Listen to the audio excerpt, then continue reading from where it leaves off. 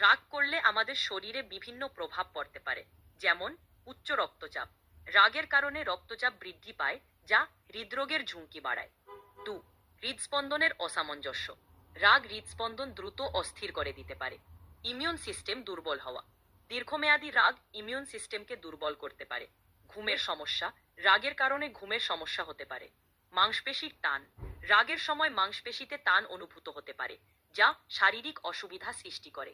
এই কারণে রাগ কমানো এবং শান্ত থাকা গুরুত্বপূর্ণ।